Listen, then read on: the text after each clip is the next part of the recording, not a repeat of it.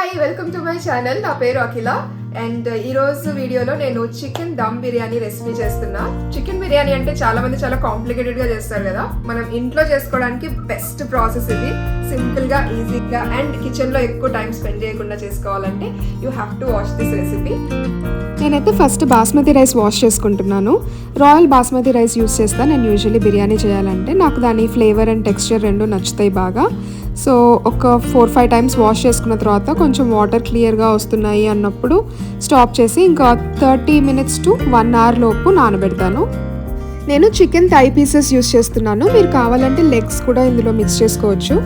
ఇప్పుడు బిర్యానీ మసాలాస్ వేస్తున్నాను. ఫస్ట్ ఏమో కొంచెం చెక్క, బిర్యానీ కాబట్టి కొంచెం ఎక్కువ వేస్తాను. ఫస్ట్ 5 కానీ 6 కానీ యాలకులు, ఆ తర్వాత కొంచెం 1 స్పూన్ అంత షాజీరా వేస్తున్నాను. దాంతోపాటు కొంచెం కస్తూరి మేతి ఉంటుంది కదా, అదొకటి 1 స్పూన్ వరకు వేస్తున్నా. అండ్ బిర్యానీ ఆకు ఇవి ఒక 4-5 వేస్తున్నాను. ఇవి వచ్చేసి స్టార్ ఎన్నిస్, నేను కొంచెం చిన్న పీసెస్ లాగా కట్ చేసి వేస్తున్నా, బట్ మీరు హోల్ కూడా వేసుకోవచ్చు. ఇది వచ్చేసి మేజ్ పువ్వు ఉంటుంది కదా బిర్యానీలో వేసేది, ఆ మేజ్ ఫ్లవర్ వేస్తున్నా. కొంచెం ఒక చిటికెడు కంటే కొంచెం ఎక్కువ. ఇక్కడేమో పసుపు, కారం కూడా కొంచెం ఎక్కువే వేస్తున్నాను. ఒక 4 స్పూన్స్ వేసాను. బిర్యానీ కదా కొంచెం స్పైసీగానే ఉంటే బాగుంటుంది. ఇంకా ధనియాల పొడి, ఇది నేను ఇంట్లో చేసింది, దీని రెసిపీ కూడా పెడతాను. అది కూడా ఒక 2 to 3 స్పూన్స్ వేసుకోవచ్చు. అండ్ నెక్స్ట్ వచ్చేసి సాల్ట్. నేను సాల్ట్ ఇక్కడ ఒక 2 స్పూన్స్ వేస్తాను, కానీ లాస్ట్లో మళ్ళీ మ్యారినేషన్ అయిన తర్వాత మళ్ళీ చెక్ చేసి అప్పుడు కావాలంటే ఇంకొంచెం వేసుకుంటాను. ఈ స్పైసెస్ క్వాంటిటీ అంతా మన టేస్ట్కి తగ్గట్టు మనం అడ్జస్ట్ చేసుకోవచ్చు. నెక్స్ట్ వచ్చేసి బిర్యానీకి ఫ్లేవర్ తెచ్చే ఇంగ్రీడియంట్స్ వేస్తున్నాను. పచ్చిమిరపకాయ, నిమ్మకాయ, పుదీనా, కొత్తిమీర, ఇవన్నీ మంచి ఫ్లేవర్ అండ్ స్మెల్ తీసుకొస్తాయి. నిమ్మకాయ అయితే మా దగ్గర కొంచెం పెద్ద సైజు ఉంటుంది, అది ఫుల్ వేస్తున్నాను. ఇవి చిన్నవైతే మేబీ ఒక 2 కూడా యూస్ చేయొచ్చేమో ఇంత క్వాంటిటీ ఆఫ్ చికెన్కి. పచ్చిమిరపకాయలు కూడా కొంచెం పెద్ద సైజే కట్ చేసుకుంటాను. ఇవి మనం బిర్యానీ తినేటప్పుడు నోటికి తగిలితే బాగుంటుంది. అండ్ పుదీనా, కొత్తిమీర కూడా కొంచెం ఎక్కువ క్వాంటిటీసే వేస్తాను. ఇవి మంచి ఫ్లేవర్ తీసుకొస్తాయి కదా, సో ఇవైతే చాలా ఇంపార్టెంట్. పెరుగు వచ్చేసి బిర్యానీకి కొంచెం గట్టిగా ఉన్నది, ఫ్రెష్ అయితేనే బాగుంటుంది. నేను ఇక్కడ ఒక 3 to 4 స్పూన్స్ ఆఫ్ పెరుగు వేసుకుంటున్నాను. ఇంకా ఫ్రైడ్ ఆనియన్స్ మాకు ఇక్కడ షాప్లో రెడీగా దొరుకుతాయి, నేను అవి యూస్ చేస్తున్నాను. మీ దగ్గర ఇది లేదంటే మీరు ఉల్లిపాయల్ని సన్నగా కట్ చేసి ఆయిల్లో మీడియం ఫ్లేమ్లో ఇలా బ్రౌన్ కలర్లో వచ్చేదాకా ఫ్రై చేసుకోవచ్చు. నెక్స్ట్ వచ్చేసి అల్లం వెల్లుల్లి పేస్ట్ వేస్తున్నాను. ఫ్రెష్గా చేసుకున్నది అయితేనే మనకి బిర్యానీలోకి ఫ్లేవర్ బాగుంటుంది. ఇది కూడా నేను ఒక 2 to 3 teaspoons ఆఫ్ పేస్ట్ వేస్తున్నాను. ఇంకా లాస్ట్ ఆయిల్ వేస్తున్నాను. ఆయిల్ కొంచెం ఎక్కువే పడుతుంది. మొత్తం మిక్స్ చేసిన తర్వాత కావాలంటే ఇంకొంచెం కలుపుకోవచ్చు, బట్ ప్రస్తుతానికైతే ఇంత ఆయిల్ వేస్తున్నా నేను. ఇంకా అన్నీ వేసుకున్నాం కదా, ఆ మసాలా మొత్తం పీసెస్కి బాగా పట్టేలాగా మిక్స్ చేస్తున్నాను. యాక్చువల్లీ ఈరోజు నేను చికెన్ పీసెస్కి ఘాట్లు పెట్టడం మర్చిపోయాను. స్లిట్ చేసామనుకోండి మనము చికెన్ని, కొంచెం మసాలా అంతా బోన్ వరకు పట్టి చాలా బాగుంటుంది. అండ్ ఇది మ్యారినేషన్ మీరు ముందు రోజు నైట్ చేసుకొని ఫ్రిడ్జ్లో పెట్టుకోవచ్చు, లేదంటే అప్పటికప్పుడు చేసుకోవాలన్నా ఒక 1/2 hour ముందు మ్యారినేట్ చేసి ఒక 1/2 hour ఫ్రిడ్జ్లో పెట్టుకుంటే సరిపోతుంది. నేనైతే ఇప్పుడు దీన్ని ఫ్రిడ్జ్లో పెట్టేసి మన బిర్యానీకి రైస్ ప్రిపేర్ చేస్తాను. రైస్ కోసము ఒక పెద్ద సైజ్ గిన్నె తీసుకొని దాంట్లో వాటర్ ఫిల్ చేశాను. దాంట్లోనే కొంచెం సాల్ట్ వేస్తున్నా. బిర్యానీకి వాటర్ ఏంటంటే కొంచెం సాల్టీగా ఉండాలి, అంటే మనకి టేస్ట్ చేయగానే ఉప్పగా తగలాలి. వాటర్ కొంచెం బాయిల్ అవుతుంది అన్నప్పుడు ఇందులోనే నేను చెక్క, షాజీరా, ఒక 2 స్పూన్స్ ఆఫ్ ఆయిల్, ఇంకా బిర్యానీ ఆకు వేస్తున్నా. ఆయిల్ చాలా ఇంపార్టెంట్, ఎందుకంటే అది వేస్తేనే మనకు రైస్ కొంచెం విడివిడిగా అలా వస్తుంది. అన్నీ వేసేసా కదా, ఇప్పుడు మళ్ళీ నేను సాల్ట్ చెక్ చేసుకుంటున్నా. నాకు కొంచెం తగ్గింది అనిపిస్తుంది. చెప్పా కదా మనకి ఉప్పగా తగలాలి, నోటికి తగ్గింది అనిపించింది కాబట్టి ఇంకొంచెం సాల్ట్ యాడ్ చేసి ఇంకా ఇందాక నానబెట్టిన రైస్ ఉంది కదా అది మొత్తం వేసేస్తున్నాను.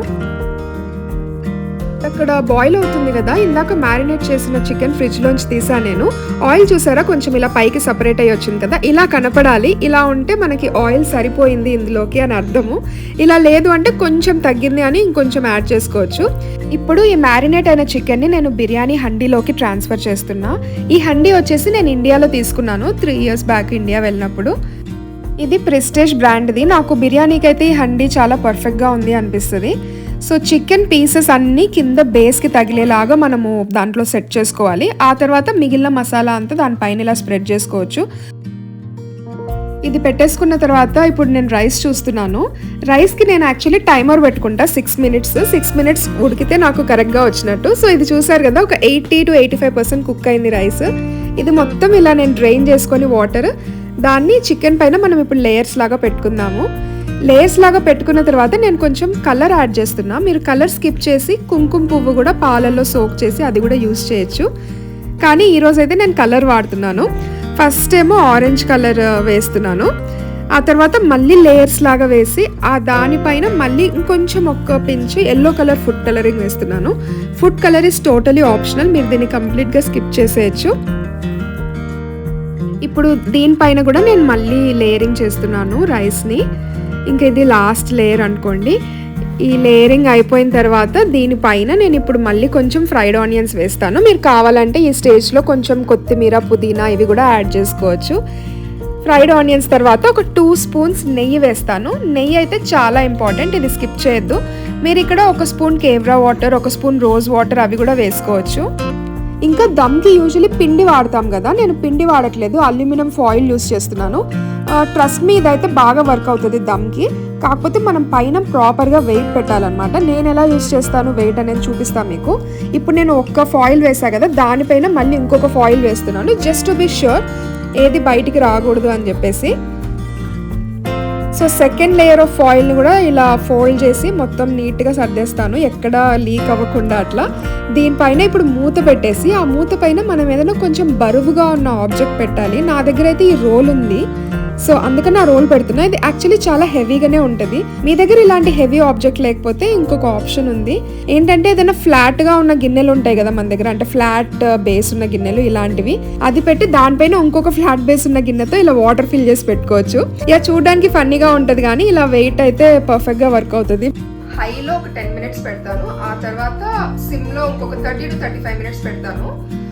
ఒకవేళ మీది బేస్ స్ట్రాంగ్గా లేదు, హండీ లాగా లేదు అంటే కింద ఏదైనా ప్యాన్ పెట్టుకున్నాం అనుకోండి, అది మాడదు. అడుగంటే ప్రాబ్లం ఉంటే కదా దానికి అది సొల్యూషన్. కింద ఒక నాన్ స్టిక్ ప్యాన్ కానీ ఏదైనా పెడితే అడుగంటదు. ఇప్పుడు ఆఫ్ చేసిన వెంటనే ఓపెన్ చేయకూడదు, ఒక 15 మినిట్స్ ఇంతే వదిలేసి ఆ తర్వాత ఓపెన్ చేస్తాను. సో ఆ టైంలో అది ఇంకేదైనా కుకింగ్ ప్రాసెస్ అదంతా సెటిల్ అవుతుంది అనమాట పర్ఫెక్ట్గా. సో అది చాలా ఇంపార్టెంట్ స్టెప్. వెంటనే ఓపెన్ చేయొద్దు, 10 to 15 మినిట్స్ అయితే డెఫినెట్గా వెయిట్ చేయాలి. ఆ టైమింగ్స్ ప్రకారం కుక్ చేశాను, అయిపోయింది. అండ్ స్మెల్ అయితే బయటకు వస్తుంది, చాలా బాగుంది. సో లెట్స్ సీ అసలు ఎలా వచ్చింది, టెక్స్చర్ ఎలా ఉంది అని చెప్పేసి. అల్యూమినియం ఫాయిల్ యూస్ చేస్తే ఇలా మెస్ లేకుండా అయిపోతుంది. కానీ మీ దగ్గర ఈ ఆప్షన్ లేదు అంటే డెఫినెట్లీ చపాతీ పిండి యూస్ చేయొచ్చు మీరు దమ్ పెట్టుకోవడానికి. మనము ఎప్పుడైనా బిర్యానీ సర్వ్ చేసేటప్పుడు కింద నుంచి తీసుకోవాలి, సో దట్ అన్ని లేయర్స్ వస్తాయి మన ప్లేట్లోకి, అలా సర్వ్ చేసుకోవాలన్నమాట. ఇంకొకటి ఏంటంటే, బిర్యానీకి రైస్ టెక్స్చర్ వచ్చేసి చాలా ఇంపార్టెంట్. రైస్ ఓవర్గా కుక్ అవ్వకూడదు, అలా అని తక్కువ కూడా కుక్ అవ్వకూడదు, పర్ఫెక్ట్గా కుక్ అవ్వాలి. అండ్ రైస్ గ్రెయిన్స్ అన్నీ విడివిడిగా ఉండాలి. సో అది చాలా ఇంపార్టెంట్. నేను చెప్పా కదా 80 to 85% రైస్ కుక్ అవ్వాలి. నేనైతే టైమర్ పెట్టుకొని కుక్ చేస్తాను 6 మినిట్స్. మీరు కూడా అలా ట్రై చేసి చూడండి, మీకు కూడా అలా వర్కౌట్ అవుతుందేమో. సో ఇది ఎండ్ రిజల్ట్. చాలా యమ్మీగా, చాలా కలర్ఫుల్గా ఉంది కదా చూడడానికి. టేస్ట్ అంతకంటే బాగుంటుంది. సో టేస్టింగ్ కోసం నా దగ్గర 2 స్పెషల్ పీపుల్ ఉన్నారు, భాగ్య అండ్ మార్టిన్. వాళ్ళని అడుగుదాం ఎలా వచ్చిందని. చాలా బాగుంది, రైస్ అయితే పర్ఫెక్ట్గా ఉడికింది. థ్యాంక్ యూ మార్టిన్, అంత ప్రొఫెషనల్ రివ్యూ అవుతుంది. ఇప్పుడు నిజం చెప్పు ఎలా ఉందని. నిజంగా బాగుందా భాగ్య? మీకు ఈ రెసిపీ నచ్చితే don't forget to like, share and comment. And subscribe చేసుకోండి మీరు ఇంతవరకు చేసుకోలేదంటే. See you guys in the next video.